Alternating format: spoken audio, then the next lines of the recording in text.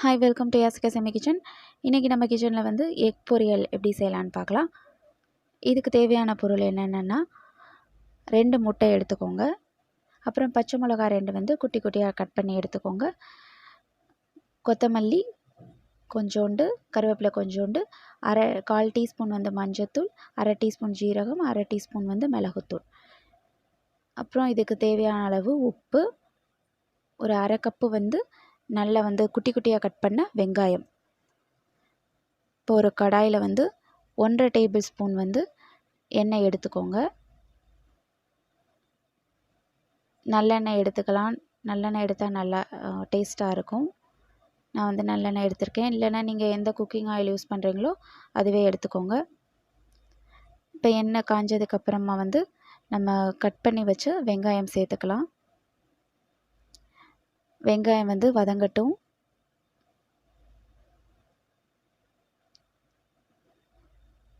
இந்த மாதிரி எக் பொரியல் செஞ்சு பாருங்கள், நல்லா டேஸ்ட்டாக இருக்கும். நீங்கள் நார்மலாக பண்ணுற எக் பொரியலை விட இந்த மாதிரி செஞ்சு பாருங்கள், நல்லா டேஸ்ட்டாக இருக்கும்.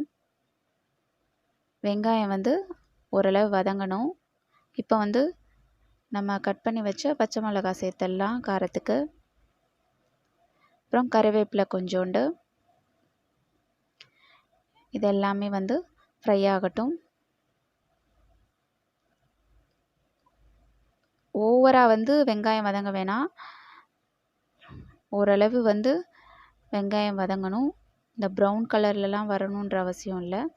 ஓரளவு வதங்கினதுக்கப்புறமா வந்து நம்ம மற்றதெல்லாம் சேர்த்துக்கலாம். இப்போ வந்து உப்பு சேர்த்துக்கோங்க. சேர்த்து வந்து நல்லா ஃப்ரை பண்ணுங்கள். அப்போ தான் வந்து வெங்காயத்துலேயும் வந்து உப்பு சேரும். எக்கு சாப்பிடும் போது நல்லாயிருக்கும். இந்த மாதிரி வதங்கினதுக்கப்புறமா வந்து மசாலாக்கள் சேர்த்துடலாம். இப்போ 1/4 டீஸ்பூன் வந்து மஞ்சத்தூள் சேர்த்துக்கோங்க. அதுக்கப்புறம் வந்து ஒரு 1/2 டீஸ்பூன் வந்து பெப்பர் சேர்த்துக்கோங்க. 1/2 டீஸ்பூன் ஜீரகத்தூள். இப்போ இது 3மே சேர்த்துட்டு நல்லா வந்து ஃப்ரை பண்ணிடுங்க. அந்த பச்சை வாசனை போகணும். அந்த ஆயிலே வந்து ஓரளவு ஃப்ரை பண்ணிடுங்க. பச்சை வாசனை போனதுக்கப்புறம் வந்து நம்ம வந்து எக்கை வந்து அடித்து எடுத்துக்கலாம். இது ஃப்ரை ஆகட்டும். இப்போ வந்து நம்ம எக்கே எடுத்துக்கலாம். இந்த மாதிரி 2 முட்டை எடுத்திருக்கேன். இதில் வந்து உப்பு போட்டு அடித்து எடுத்திருக்கேன். இதை வந்து சேர்த்துடலாம். நம்ம ஆல்ரெடி வந்து வெங்காயத்துக்கு வந்து உப்பு சேர்த்துருக்கோம்.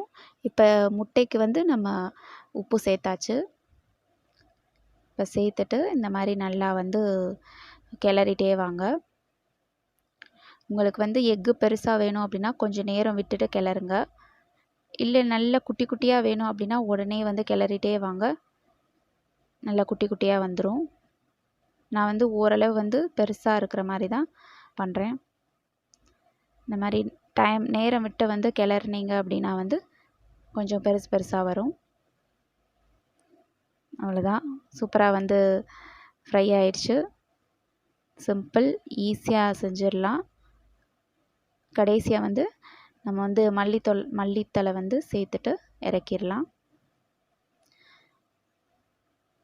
சேர்த்தாச்சு. இப்போ கிளறிட்டு நம்ம இறக்கிடலாம். அவ்வளோதான், சூப்பராக ரெடி ஆயிடுச்சு. நீங்களும் வந்து வீட்டில் ட்ரை பண்ணி பாருங்கள்.